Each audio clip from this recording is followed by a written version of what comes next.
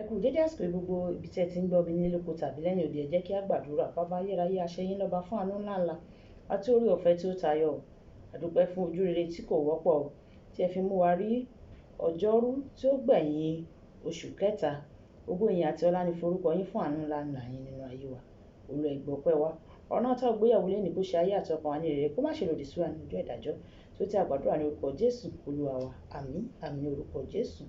Ìwé ọ̀run ṣíṣí tí a ti ọwọ́ olùṣọ́ àgùntàn yín náà kọ Adeboye kọ ẹni ọjọ́rú ọjọ́ kẹtàdínlọ́gbọ̀n oṣù kẹta.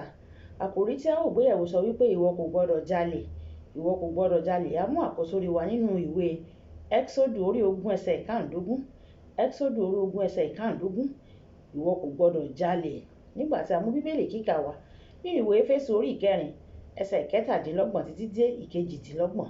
Éfésù orí 4 ẹsẹ̀ 17 títí dé 18. Bẹ́ẹ̀ ni kí ẹ má ṣe fi àyè fún èṣù, kí ẹni tí ń jalè má ṣe jalè mọ́, ṣùgbọ́n kí ó kúkú máa ṣiṣẹ́, kí ó máa ṣe làálàá, kí ó máa fi ọwọ́ rẹ̀ ṣiṣẹ́ ohun tí ó dára, kí òun kí ó lè ní láti pín fún ẹni tí ó ṣe aláìní. Wàyí ẹ tẹ́tí bẹ̀lẹ̀ jẹ́ láti gbọ́ ohun tí olùṣọ́ àgùntàn yín náà kọ Adeboye tí wọ́n ní fún wa ní èní. Àwọn ìfẹ́kùfẹ́ ojú, àgbèrè àyà àti ìfẹ́kùfẹ́ ara jẹ́ àwọn ìdí tí ọ̀pọ̀ fi máa ń mú ohun tí kìí ṣe tiwọn, tí wọ́n mú ohun ti ẹlòmíràn mọ́ tiwọn. Ìfẹ́kùfẹ́ láti ní gbogbo rẹ̀ láì ṣiṣẹ́ fún un, àti pé kí ohun ayé máa darí ẹni yóò pàpà yọrí sí olè jíjà.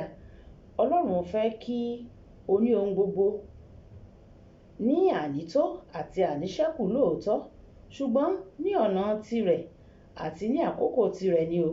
Ó ṣetán láti fún ọ ní gbogbo ohun tí o nílò àti jù bẹ́ẹ̀ lọ. Àmọ́ o gbọ́dọ̀ kọ́kọ́ wá ìjọba Ọlọ́run àti òdodo rẹ̀. Kò sí ẹni tó lè bùkún rẹ ju Ọlọ́run lọ. Torí náà ó sàn kí o dúró de ìbùkún Ọlọ́run, nítorí yóò mú ọ là láì fi làálàá kún. Ìwé Òwe orí 10 ẹsẹ̀ 22. Má jẹ́ kí èṣù tàn ọ́ pẹ̀lú àwọn ohun dídán, ohun mèremère ti ayé yìí. Ìwé Máàkù orí 9 ẹsẹ̀ 16. Ó sọ pé gbogbo ohun ayé yìí kò ní èrè fún ọ bí o bá sọ ẹ̀mí rẹ nù. Olùfẹ́, má ṣe pàṣípààrọ̀ ẹ̀mí rẹ pẹ̀lú ohun ayé yìí nípa olè jíjà. Kò sí ohun kankan ní ayé yìí tó ṣe iyebíye bí ẹ̀mí rẹ. Ọlọ́run kọ ojú oró sí olè jíjà. Tí ó bá wù ọ́ láti ní sí ṣiṣẹ́ sí, má ṣe gbà lọ́wọ́ àwọn tó ń ṣiṣẹ́ kárakára fún ohun ìní wọn. Àwọn kan yóò gbìyànjú láti pín olè jíjà sí ìpele ìpele. Fún àpẹẹrẹ, àwọn kan ní ìwà jẹgúdújẹrá kì í ṣe olè jíjà. Àwọn kan yóò tilẹ̀ gbìyànjú láti ṣàlàyé ìdí tí ìwà jìbìtì lórí ayélujára fi yàtọ̀ sí olè jíjà. Olùfẹ́, ní kété tí ẹnìkan bá ti mú ohun tí kìí ṣe tirẹ̀ láì gba àṣẹ lọ́wọ́ oníǹkan tàbí lábẹ́ irọ́, ẹni náà ti jalè nìyẹn o. Nínú ìwé Kọ́ríńtì orí 6 ẹsẹ̀ 10, Bíbélì jẹ́ kí ó hàn gbangba pé olè kì yóò jogún ìjọba Ọlọ́run. Èṣù ni bàbá àwọn olè, nítorí gẹ́gẹ́ bí ìwé Jòhánù orí 10 ẹsẹ̀ 10, olè ní iṣẹ́ rẹ̀ àkọ́kọ́ nínú ayé ènìyàn. Bàbá mi nínú Olúwa, bàbá Josiah Akíndayọ̀mí, máa ń sọ pé bàbá rẹ yóò tọ́jú rẹ pẹ̀lú ohunkóhun tó bá ní.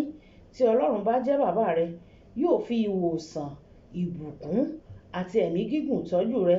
Ṣùgbọ́n tí èṣù bá jẹ́ bàbá rẹ, yóò fi àìsàn, ìṣòro ìgbéyàwó, ikú àti irú wọn nìtọ́jú rẹ. Àwọn olè kò gbọ́dọ̀ retí Ọlọ́run láti dáhùn àdúrà wọn, nítorí Ọlọ́run kì í ṣe bàbá wọn. Nínú ìwé Léfítíkù orí 9 ẹsẹ̀ 4 àti ìwé Ẹ́xódù orí 22 ẹsẹ̀ 1 títí dé ẹsẹ̀ 4, Ọlọ́run wí pé tí o bá jí ohun kan, ìwọ yóò dá padà fún ẹni tí ó ní ìlọ́po méjì. Má ṣe kó ohun tí wọ́n jí mọ́ ohun ìní rẹ o. Lákòótán, kí ẹni tó ń jalè má ṣe jalè mọ́, ṣùgbọ́n kí ó kúkú máa ṣiṣẹ́, kí ó máa ṣe làálàá, kí ó máa fi ọwọ́ rẹ̀ ṣiṣẹ́ ohun tó dára, kí òun náà kí ó lè ní láti pín fún ẹni tí ó ṣe aláìní. Ìwé Éfésù orí ìkẹrin ẹsẹ̀ ìkejìdínlọ́gbọ̀n. Kókó ọ̀rọ̀: olè jíjà ó máa ń kóni sínú àgò èṣù ni o, yóò sì fún èṣù ní ààyè lórí ẹni náà. Má ṣe jalè mọ́ o, má jalè mọ́ o. Ọlọ́run yóò ràn wá lọ́wọ́. Ṣé Yorùbá bọ̀ wọ́n ní ọjọ́ gbogbo ní tolè, ọjọ́ kan ní toní nǹkan. Ẹ má ṣe jẹ́ ká mú ohun tí kò ń ṣe tiwa mọ́ tiwa. Ọlọ́run yóò ràn wá lọ́wọ́. Olúwabùkọ́lá Ayákúnlé orúkọ mi. Nígbà tí a máa pàdé ní ọ̀la, ìpàdé wa bí oyin. Ó dàbọ̀.